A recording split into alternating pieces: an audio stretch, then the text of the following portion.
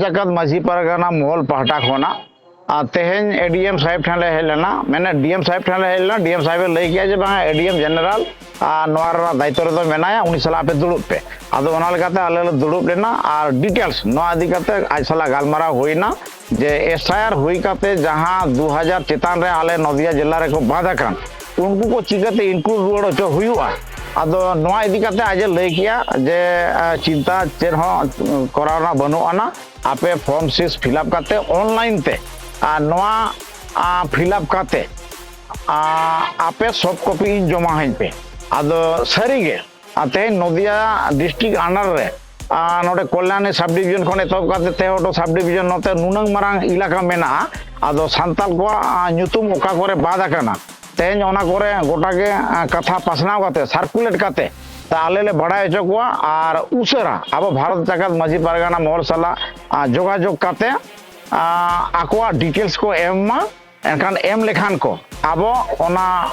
online ते fill up करते अब सॉफ्ट कॉपी एडीएम जनरल साहेब बन एम उठवाया आज लैया जे तीना लगन पे दाड़िया उना लगन इन जमा उठवाइन पे इन आरो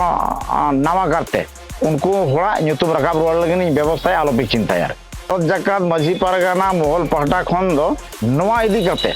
बिफोर इलेक्शन से आफ्टर इलेक्शन बांग हेज हुई गाना तेहन जे फर्स्ट टाइम डीएम साहेब मैंने DM on behalf of DM ADM साहेब ना डेपुटेशन हताव किया आदो नोआ इदी करते नोडे दो बांग हेज हुई गाना और होयतो एटा गण संगठन को पालन को हेज करते को खबर को लई कर के संगालिन बली लई दाड़िया किंतु आले पाटा खन दो निया जगह के फर्स्ट टाइम ले हिजुक काना और आबुआ कथा लेकाते आज कथा दोहोआका आदो मेना जे कथान है सारीगे सुप्रीम कोर्ट नी चीफ जस्टिस लई का जे कथा आदिवासी को ᱧᱩᱛᱩᱢ दो कोनो मते बांग बादोआ आदो ओना लेकाते आपे फॉर्म फिलअप करते ऑनलाइन ते फॉर्म फिलअप करते आकोआ डिटेल्स डाटा एम करते इनखान सब कॉपी आगू उठोगा पे और ओना लगी ते स्पेशल जहां इलेक्शन डिपार्टमेंट ने एचओडी मेना तकिना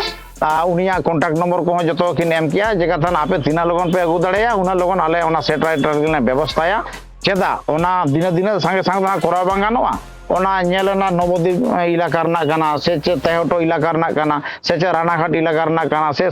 कृष्णनगर सदर इलाका रना गाना से अब कल्याणी इलाका रना गाना आदो ओना खातिर ते ओनका किन लई का जे आपे ओना को तुरंत बनाव करते आगू टोइन पे और इन ओना को इमीडिएट राखा बचर नहीं व्यवस्था है आदो नोका ना किन लई का आरकी आदो नोआ कथा के